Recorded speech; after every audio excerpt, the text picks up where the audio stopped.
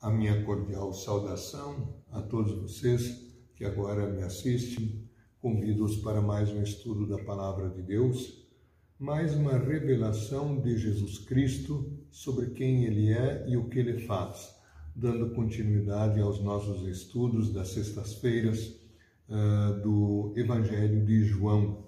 E hoje abordando o capítulo 8. Naturalmente, nós não estamos fazendo assim um estudo versículo por versículo, palavra por palavra, mas abordando alguns assuntos. E eu gosto sempre de reportar algo do estudo anterior e do contexto, para então chegar no texto propriamente dito.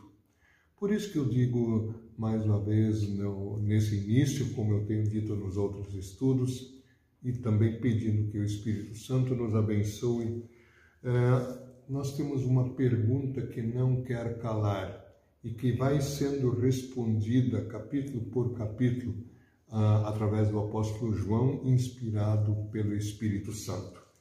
Essa pergunta é: quem é Jesus Cristo? E junto com isso, naturalmente, podemos perguntar, até devemos perguntar, o que ele faz. Qual é a sua obra? À medida que nós vamos avançando, então Jesus mesmo no texto vai se revelando. Nesse capítulo 8, pelo menos 3 vezes Jesus faz uma afirmação: eu sou o que sou. No versículo 24, no versículo 28 e no versículo 58. São revelações de Jesus Cristo sobre Ele mesmo. O que são essas revelações? O que Ele quer dizer com isso? Eu sou quem sou. Isso aí nos lembra o Antigo Testamento, Êxodo capítulo 3, quando Moisés foi chamado por Deus no deserto e diante de um fogo, um capim, uma moita estava queimando e dali surgiu uma voz que chamou Moisés, dizendo para ele ir para o Egito libertar o povo que era escravo, o povo de Israel escravo no Egito, libertá-lo de Faraó, do seu poder. O Moisés então perguntou: quem és tu, Senhor? Se eles me perguntaram: quem mandou você aí? O que eu respondo? Quem me mandou? Aí Deus diz assim: eu sou o que sou. Isso está em Êxodo, capítulo 3, versículo 14. Um pouquinho antes, em Êxodo, capítulo 3, versículo 6, Deus já tinha dito assim: eu sou o Deus dos antepassados de vocês. Eu sou o Deus de Abraão, o Deus de Isaque, o Deus de Jacó, dos patriarcas de vocês. Na verdade, eu sou o que sou. Deus está se revelando como o eterno Deus, o Criador de todas as coisas. E esse Deus que se fez homem em Cristo Jesus, assumiu também a natureza humana em Cristo Jesus, por concepção do Espírito Santo no ventre da Virgem Maria. Então, quando Deus diz eu sou o que sou, o Deus eterno se revelando a Moisés, e agora Jesus, quando ele retoma essa palavra, eu sou o que sou, Jesus também está dizendo que ele, junto com o Pai e naturalmente junto com o Espírito Santo, é o eterno Deus. Só que ele é o eterno Deus que veio aqui conversar com as pessoas. Ele exerceu um ministério público de mais ou menos 3 anos, ensinando quem ele era. E o ministério público dele, o trabalho público em favor da humanidade pecadora, culminou com seu sofrimento e amarga morte de cruz, quando ele derramou seu sangue para pagar a dívida, a culpa de todos os pecados de toda a humanidade. Claro que, como eu sempre digo, isso só me dá proveito se eu creio nesse Cristo. Mas esse Cristo, esse Jesus que diz aqui na terra, eu sou, ele que se tornou gente, se tornou homem, mas que tinha também e tem como a natureza divina. Nele estão, na pessoa de Jesus Cristo, estão as duas naturezas, Deus e homem, e ele teve que ser Deus e homem para poder ser o nosso perfeito substituto, para ser o Salvador de todos nós. Esse Cristo vai se revelando aos judeus, aos seus discípulos, aos seus irmãos. E novamente no capítulo 8 nós temos uma polêmica muito grande com os judeus. Alguns acreditavam nele e alguns não acreditavam. Olhando mais de perto o capítulo, nos versículos 1 a 11, nós temos uma história introdutória sobre uma atividade, eu diria a atividade principal de Jesus. Diz o texto nos versículos 1 a 11 que uma mulher foi pega em flagrante adultério e a liderança religiosa arrastou ela por meio da multidão diante de Jesus. Adultério é uma pessoa, então casada, devia ser encontrada com outro homem, talvez até uma armadilha que eles tivessem preparado com esse flagrante, uma vez que o adúltero não aparece, e a lei dizia que aqueles que cometem adultério, os dois têm que ser apedrejados, e aqui eles chegam para Jesus só com a mulher e dizem para ele, essa mulher aqui foi pega em adultério, nossa lei diz que ela tem que ser apedrejada, tu o que dizes? Eles estavam tentando pegar Jesus em alguma falta. Jesus estava inclinado ali e escrevendo com o dedo na areia no chão. Os juízes antigamente às vezes escreviam as sentenças no chão. Mas ele não respondeu logo, como eles insistissem.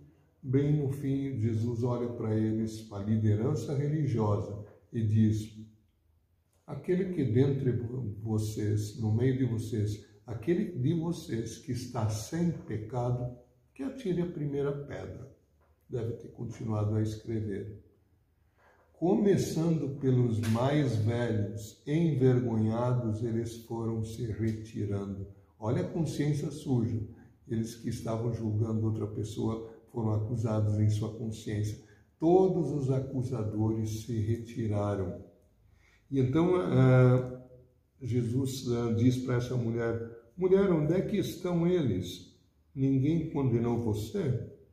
Ela respondeu: ninguém, Senhor. Então Jesus disse: também eu não te condeno. Vá e não peque mais. Notem que Jesus não está dizendo que ela não pecou. Jesus está dizendo: eu não te condeno, uma atitude de extremo amor. Jesus está dizendo na prática: eu te perdoo. Você está limpa no seu coração. Eu te perdoo.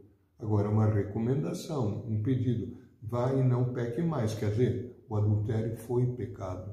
Só que agora muda de vida, mulher. Você está perdoada. Deixa de cometer adultério. É isso que Jesus está dizendo para ela. Logo depois, continua Jesus dizendo para a multidão, enquanto estou no mundo: eu sou a luz do mundo. Quem me segue não andará nas trevas, pelo contrário, terá a luz da vida. Eu sou. Eu já expliquei para vocês que ao dizer eu sou, isso aparece muitas vezes em João, também no Novo Testamento, sobretudo no Evangelho de João. Jesus está se identificando como Deus. Junto com o Pai e o Espírito Santo, ele está dizendo: eu sou verdadeiro Deus. Aí eles polemizam com ele e Jesus diz: olha, pela lei, duas pessoas têm que dar testemunho sobre uma verdade. Sobre essa verdade que eu acabo de dizer para vocês, quem dá testemunho é o meu Pai no céu e sou eu mesmo que vim do Pai. São duas testemunhas que bastam. Claro que eles não queriam aceitar isso e Jesus tem que, numa grande discussão, ele tem que defender a sua missão. Mas a missão principal de Jesus é essa: ser aquele que perdoa, que traz luz ao mundo de trevas. Nessa linguagem bíblica, trevas e escuridão é a vida longe de Deus, é a vida no pecado, é as pessoas estarem sujeitas à condenação eterna. Isso é treva. A luz que rompe é Jesus Cristo. Assim como Isaías escreveu no capítulo 9 do seu livro, o povo que andava em trevas viu grande luz, referência ao nascimento de Jesus. E aos que viviam na região da sombra da morte, resplandeceu-lhes a luz. A luz é Jesus Cristo. A luz que nos guia é Jesus Cristo. É a mesma coisa que dizer que Jesus é o caminho, a verdade e a vida. Ninguém chega ao Pai senão por Ele. Como Ele mesmo diz lá em João, vai dizer em João 14, versículo 6. Então, no mundo de trevas, irrompe a luz, e essa luz é Jesus Cristo. Mais adiante também vem nessa polêmica, nessa discussão, Jesus diz que Ele é o único que liberta. Vocês são escravos. Escravos do quê? Escravos do pecado. E eles, os judeus, dizem, nós não somos escravos, nós somos livres, né? Nós somos descendentes de Abraão, que é o nosso pai, e nós somos livres, não somos escravos. Jesus dá a entender, sim, todos os homens por natureza são escravos. Então, se o Filho, se Jesus Cristo nos libertar, então nós somos verdadeiramente livres. Eu quero dar o destaque ainda em alguns versículos especiais que eu marquei. Por exemplo, o versículo 31 e 32. Então Jesus disse aos judeus que haviam crido nele. Essa fé, ela estava começando, muitos abandonavam logo depois, mas Jesus quer fortalecê-los na fé. Se vocês permanecerem na minha palavra, são verdadeiramente meus discípulos e conhecerão a verdade, e a verdade os libertará. Permanecer na palavra de Deus, eles deveriam permanecer naquilo que eles ouviram ali e naquilo que estava escrito a respeito dele, e nós temos que permanecer em toda a palavra, que é a Bíblia, em toda a palavra de Deus. E só permanece fiel à palavra quem conhece a palavra. E como nós somos pessoas que esquecem facilmente, só permanece na palavra aquele que faz uso diligente, constante da palavra.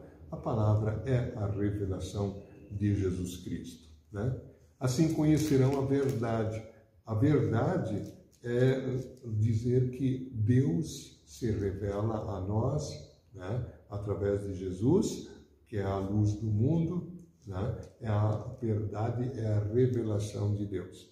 E esta verdade os libertará. Seremos libertados do jugo do pecado. O versículo 34, Jesus respondeu, quando eles perguntam como é que ser livres, em verdade, lhes digo que todo que comete pecado é escravo do pecado. Sim, 35, 36. O escravo não fica sempre em casa, o filho sim, fica para sempre. Se, pois, o Filho os libertar, vocês serão verdadeiramente livres. O Filho com letra maiúscula, que é Jesus Cristo. Se este nos libertar da escravidão do pecado, e por detrás do pecado naturalmente está o próprio diabo, Satanás. Se o Filho nos libertar, seremos verdadeiramente livres, e ele nos liberta com o seu sacrifício, com a sua ressurreição. Nós somos tornados livres pelo santo batismo, para perdão dos pecados. Somos libertados à medida em que cremos em Jesus como o nosso Salvador.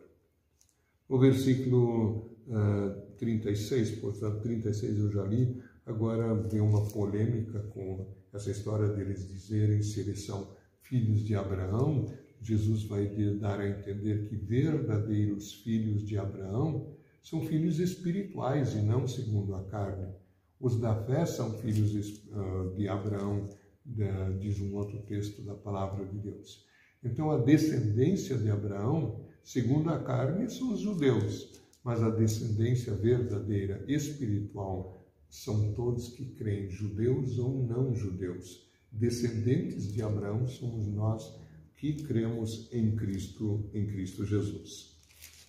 Aí eu quero dar o destaque do versículo 47, Mais uma vez, Jesus diz: quem é de Deus ouve as palavras de Deus, por isso vocês não me ouvem, porque não são de Deus.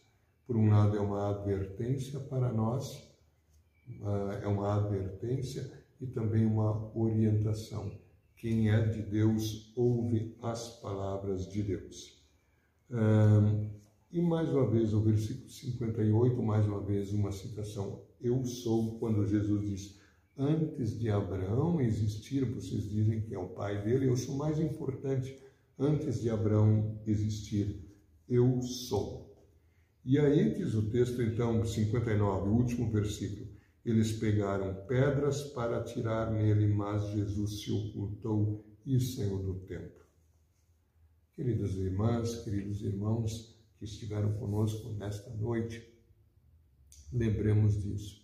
Jesus Cristo, como diz a carta aos Hebreus, Hebreus 13, Jesus Cristo é o mesmo ontem, hoje e sempre.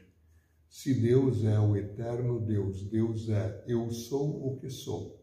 Deus é. João vai dizer num lugar: Deus é amor.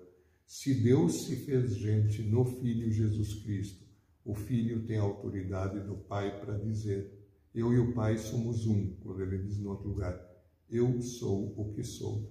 Que nós creiamos sempre neste Cristo, nesse Jesus, como aquele que era, que é e que há de vir. Amém. Vamos orar. Querido Jesus, muito obrigado por mais esta revelação que nós tivemos no capítulo 8 de João, onde claramente tu te identificas como Deus, vindo do Pai, te fazendo gente para ser o nosso Salvador e Senhor. Tu eras, tu és, tu virás. Nós cremos nisso e concede-nos o perdão dos pecados por causa do teu sacrifício por nós e concede-nos verdadeira fé em ti todos os nossos dias. Por amor de ti mesmo, em teu nome nós oramos. Amém. Obrigado pela companhia, pela participação, por nos assistirem e já convidados para mais um estudo sobre João, capítulo 9, na semana que vem. Até a próxima oportunidade.